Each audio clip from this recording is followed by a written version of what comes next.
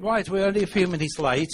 Welcome again, ladies and gentlemen, to this meeting hosted and organised by the Save the Newport campaign. It is intended to record the sessions and answer the questions put to us, and they'll be recorded on laptop if nobody has got any objections. No? I think you can have a copy. I'll just go over to our technical team over there. It will go online. Yep. You may remember some 18 months ago, plans for a huge superstore and something like 1,100 houses was forced upon us, which would ruin the high street forever. I am chairman of the Chamber of Commerce, and I don't want to see the high street in demise. The houses would place also a burden on our present resources and infrastructure. This was not acceptable on such a large scale that it is too big too soon. However, we had no objection to a smaller supermarket being confirmed on the high street, a low-cost supermarket. But we are totally against the major superstore which is planned for the Station Road. A united body was formed with the Chamber of Commerce, the Newport Regeneration Partnership and the Town Council. And here we are tonight, and we'll go on fighting to save Newport to the end. Tonight we are privileged to welcome Mr. Mark Pritchard, MP for the Wrekin constituency, who has taken time out from his busy schedule to address us this evening. Welcome, Mark. I will introduce you to our top table, and to my extreme left we have Michael Barker, the Head of Planning of Houses and Development. We also have Councillor Charles Smith, myself as Newport Chamber of Commerce Chairman, Mark Pritchard MP, Councillor Adrian Meredith, and David Parker, who's Chairman of the SNC and Chairman of the Newport Regeneration Partnership. This evening will be a question and answer session controlled by our facilitator, who's on the extreme left standing up, Mr. Greg Toland, who will conduct the question and answer session in an orderly fashion. The meeting will end approximately 8:30, if that's all right with everybody in the audience. 8:30 we intend to stay. Before handing over the microphone to Greg to ask the questions, I would like to ask David Parker, Chairman of the SNC, to explain where we are so far.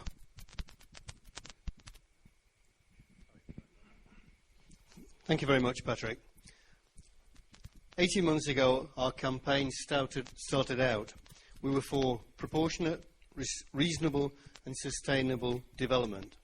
Housing development in line with Telford Wrekin's core strategy of 60 a year, and a supermarket in line with a planning inspector's report that suggested we should have on brownfield land, edge of town centre, but certainly not out of town centre, a further supermarket.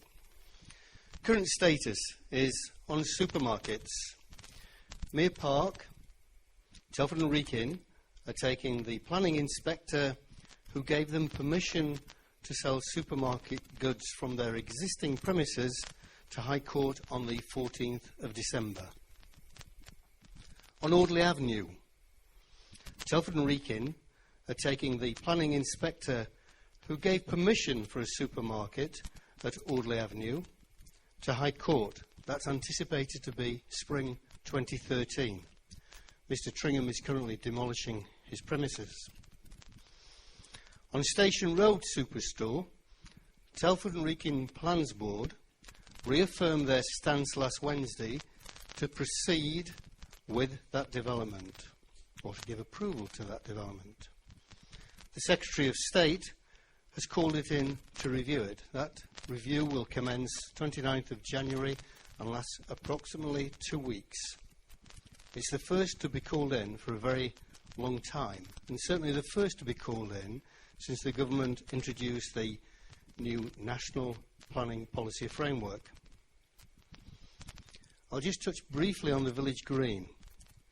As I think probably everybody knows, we've had a Village Green hearing about part of the Station Road site, and we await the outcome of the inspector's report. I personally find it unfortunate that Telford and Wrekin at the 11th hour appropriated the land for development purposes. In layman's language, that means they changed its use from general use to development. Effectively, that could derail or undermine the village green process. We, as a campaign, may have to seek judicial review about that decision to appropriate the land. And there are 1 or 2 steps on the way to that, and I know organisations already in Newport are committing resources towards that process. If anybody represents an organisation who wishes to talk about contributions to that process, please see me after 8:30.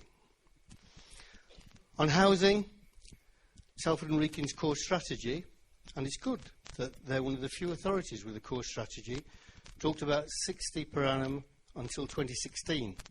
We've fallen marginally behind that, but 18 months ago we had 200 dwellings on a retirement village opposite Mere Park, 285 dwellings on Grove Farm, 215 dwellings on Audley Avenue facing us, and potentially 350 on Station Road.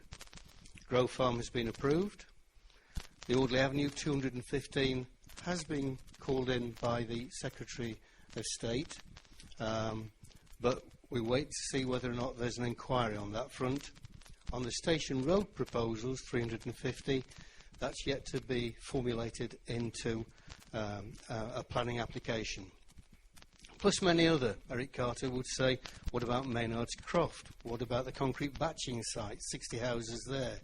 What about the Moorfield development and countless others? All in all, it was in excess of 1,000 dwellings that we were facing at that time, about 20 years' supply. A phenomenal impact on our town, phenomenal impact on our infrastructure.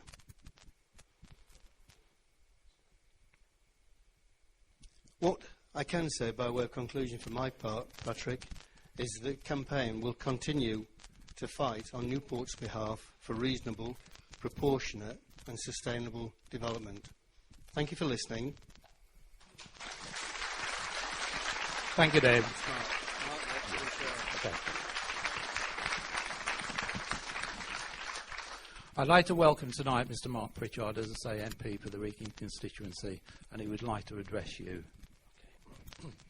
Thank you, Mr. Chairman. First of all, apologies for my late arrival. It's juggling various local and national sort of balls. And secondly, apologies for my voice, because I'm suffering a pretty bad flu.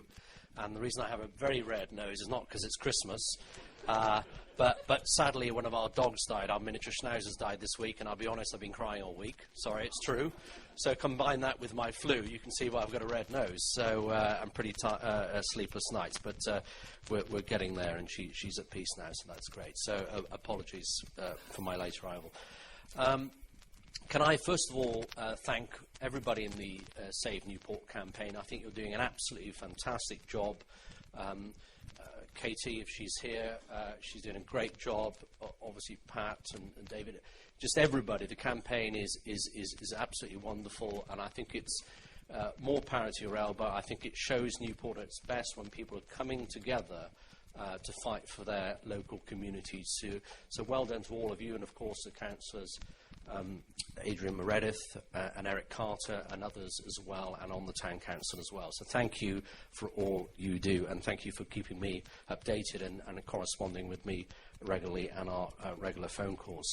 Can I say first of all that I'm not against development, and I think that's an important message, and that's not what I've heard from the local community. If it was, I think it'd be an unreasonable position. But I think people say whether it's retail or residential, that development needs to be both sustainable and proportionate.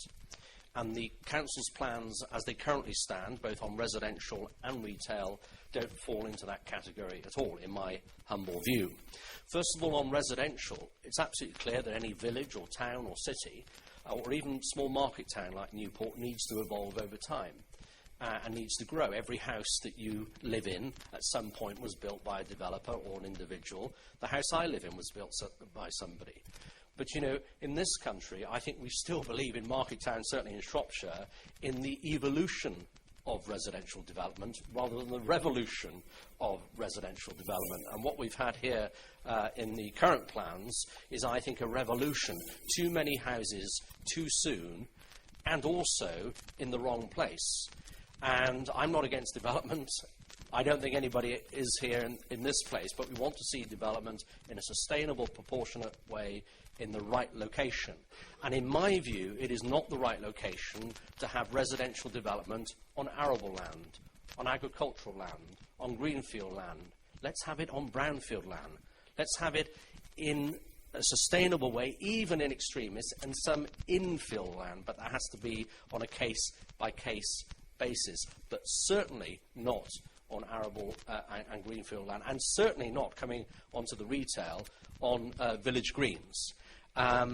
So I think, yes, even under the last Conservative administration, there would have been, that is council administration, there would have been development. But when you compare the plans of the outgoing Conservative council last year to the plans of the new administration, it's not a party political point. You can objectively look at the facts yourself and make the case yourself.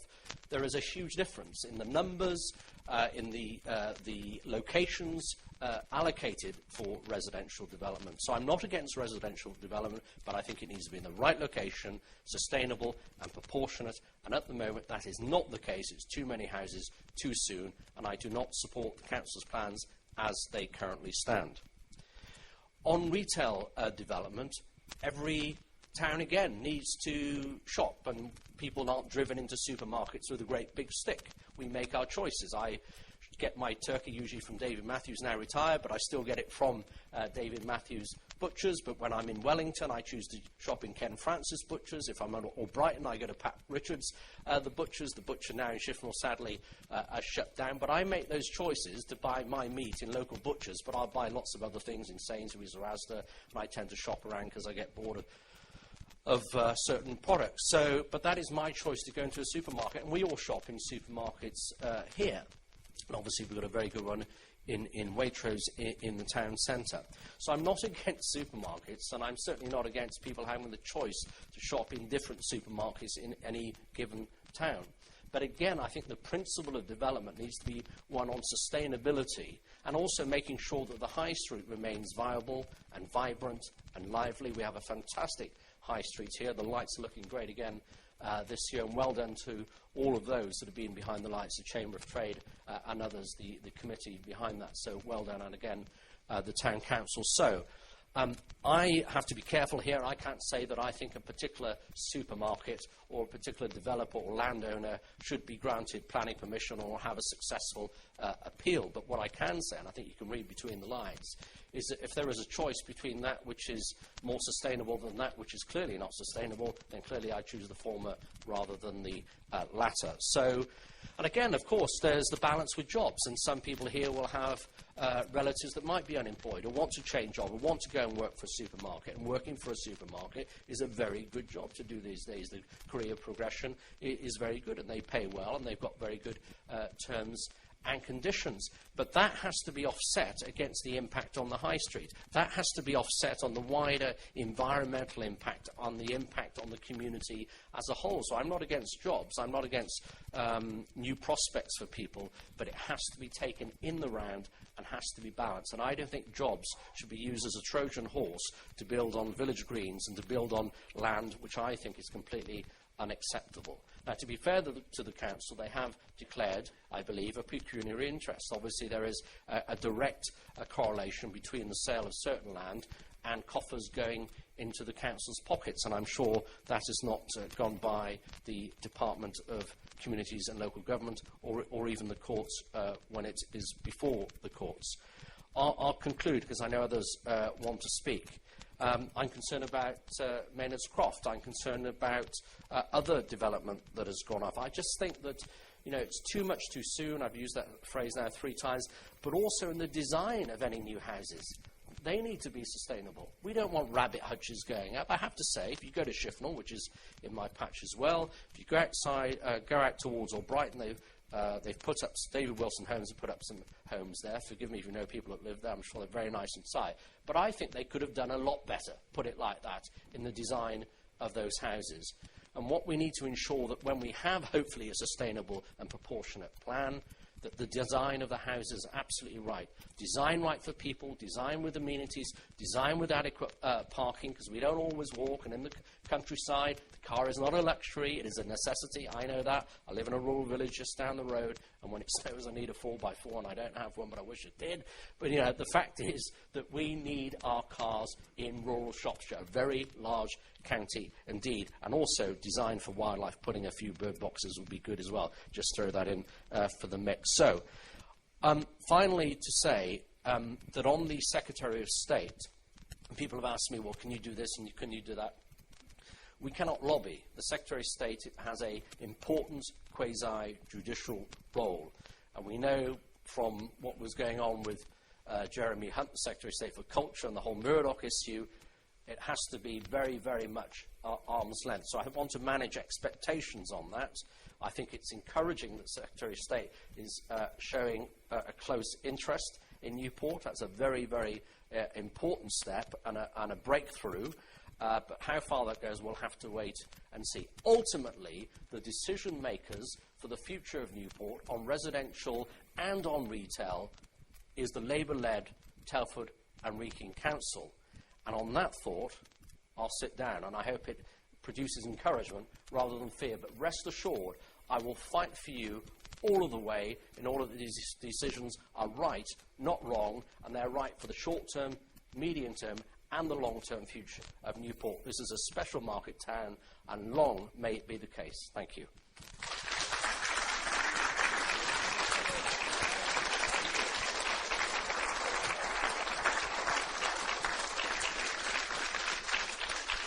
Thank you, Mark. I'd just like to pass the microphone now to